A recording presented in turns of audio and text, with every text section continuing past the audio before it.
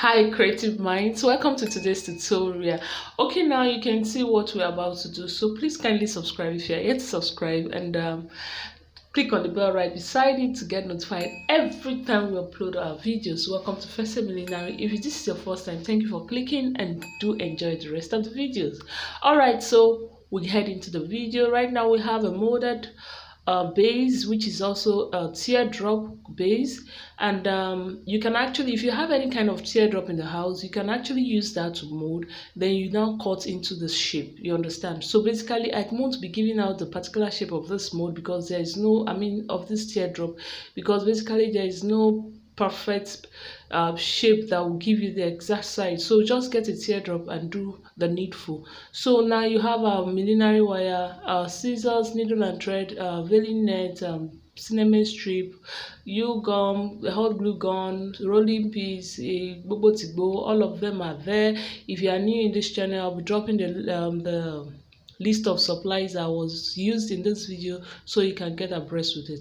All right, so we head to wiring Sinamay base. Of course, I took the measurement of the Sinamay, the cut teardrop, then I had to cut it, get the exact size of the millinery wire. So next is just to wire it with our needle and thread. So but if you have other options of wiring, if you have this industrial machine that can help you do that, you can go ahead and do that. All right, so after that I'll be showing you guys the finished work so you can actually see. But guy, I won't, not guy, because I have mommy, daddies here and aunties here, uncles here, bobo tibo. Yes, so basically I got a message from my lovely, one of the lovely subscribers, that how do I actually make everything so look easy. Please, I also have my times, and as a matter of fact, at the end of the video I'll be sharing with you the frustrating moments while making fascinator. All right, so you can see me stitching. It's not as easy as it looks. The knot at times to just, the thread will at times just get tangled and you keep, oh my god, let's not go there. So next is just to cover up this Sinamay strip with, the teardrop with a Sinamay strip, and you can see the finished work. And now we have the Sinamay strips that we'll be using to form loops. Now I'm taking the measurement, one is 6 inches, so I'm making two 6 inches strips, and the other one is 9 inches, two 9 inches strip, and the last one should be, the last pair should be, let's wait for it. Okay, that's 14 inches. So for people that would want to recreate exactly like this, these are the sizes of Sinamay strips you should take. So now I went ahead to spray because I wanted it to be in red. I wasn't able to get a red dyed prestige pre-dyed Sinamay, whichever English you want it, but basically that is just it. So now we have our veiling net. Now one thing is sure, after tying your veiling net to the particular style you want it, there is no easy, like there is no particular way of just tying your veiling net.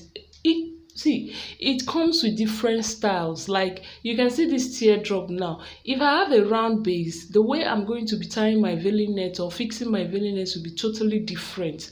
If I have a teardrop just like this, you can see how I'm tying it.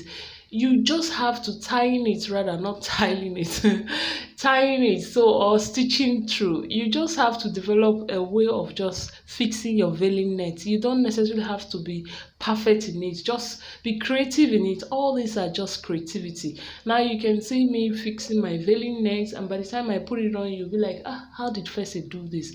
It's just simply try to put the veiling net on your head. Imagine how you want it to sit in your head, then start squeezing. By the time you squeeze, you already have a way of just fixing it on your fascinator base, and you're well to go, or you are good to go. So you can see me knotting it down. I've actually stitched it down. At first I had to tie stitch, row, tie, then stitch, bookway, all of them. So when you're done with that, then you can now comfortably fix it on your fascinator base by stitching it down, or you can either glue too. But whichever one that suits you, you can go well with it. So basically, you can see what I did. I used the other part of it to make a kind of puffy look, and the other one is to cover the side face, but it's going to stop at the head or forehead, and it's not going to get to the eyelid either. So those are things you should also consider. You have the full length, you have the half length, you have the above head length. So those are things you should consider while fixing your veilings. Now next on the list is how to make our loops. We've actually shared videos on this platform of how to make loops. I'm going to be dropping the video of how I made my Sinamay strips, iron them, and also make them to form loops. So these are things I'll be sharing with you. So by the time you're done with this video, you can actually go back to those videos and watch them and understand. Because if I decide to start showing every single step, this video will be so long. So basically that is it. And after we are done forming our loops, we're actually going to be gathering it to form an embellishment that will suit the style exactly. Remember, we have a particular style we're actually going for. We've actually, in the early months, we've dropped the styles we are actually going to be recreating. So I would want you guys to go back to the first giveaway video to actually get yourself abreast with the styles we are actually creating. And for the next one, you will actually be able to determine the next one. The next one I think is the round base with kind of feathers on it. So that will be our next style. So look out for that, and also get your materials ready for the video because we are kicking it. All right, so basically that is just it. What I'm actually trying to explain here is how best you can fix it, and if you are satisfied with the arrangement, you can now start gluing. That is exactly what I'm doing now. And when I'm done gluing, and I can comfortably do what, stitch it on the teardrop base, and that will bring out the beauty of the fascinator. And after we are done with that, we can also proceed to add a brooch, because even while the picture we are actually trying to recreate has a kind of brooch and beaded brooch also, and also I've gotten something close to it, and so we are actually rocking it. So I would also want to know if the picture on the first giveaway that we are trying to create, that is on the first giveaway video, and this one we actually created, which one do you prefer? Let's see if Ninja own is better than I'm not trying to place a competition here, but let's see if we're actually trying, so, and also to make some people go back to that video and also know what is it's actually involved, or it's not like you just came in and you're what is happening. You get yourself abreast with what is going on and all that. So you can see actually we have been able to finish up, and now we are stitching. You can actually glue or you stitch, but most times I keep saying, by the time you glue, it might not make help the fascinator last long, because most times the glue can just fizzle off and just remove, and it doesn't really say good about your work. So most times when you glue, you stitch, especially when those are things that maybe the client or whoever you're making it for wouldn't be able to do if such happens. So you can see this way we are almost there, but we also have an additional strip that we're actually going to be using to form a kind of coily loop. So now you can either use a coiler or you do my style. I have a coiler right beside me, but I felt maybe there was no need, because since I'm going to be stitching it down, so the whole thing, even Sinamay has this kind of way of responding to any shape you form with it. So you don't really need that heat, because when you put that heat, it's kind of restricted to a particular shape or so. But anyhow, but this is another option for people that don't have a coiler at their own place or whatever. So this is another way to actually do that. So when you are done rolling, you can actually comfortably stitch it or you glue, and at the process everything sits well and comes together. So that's just the beauty of recreating things, and also beauty of trying other options. And you can see how beautiful our fascinator is turning even before we are done with it.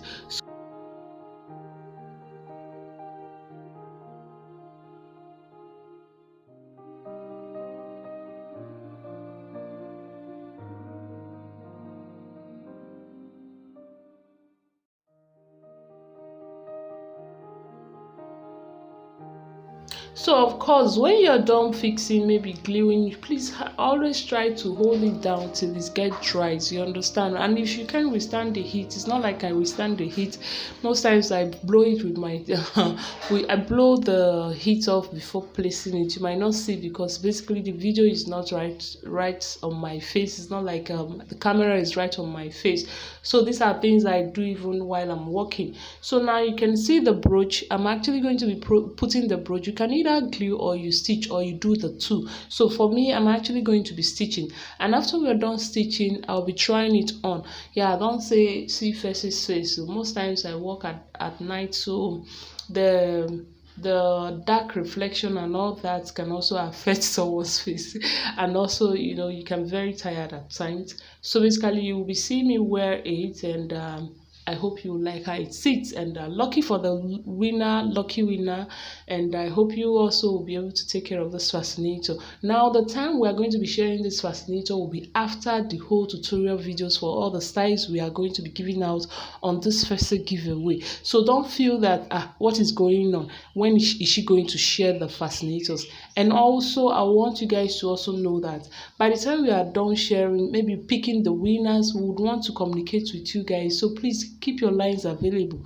If we don't get in touch with you, we might actually choose other winners or other people right after your name. So basically that is just what it is. Now, so you can see how I look, and imagine you more like this is kind of a Christmas color. So get your black dress, get your red dress, get your silver bobo dress, get them ready. Now I'm going to be showing you my frustrating moments.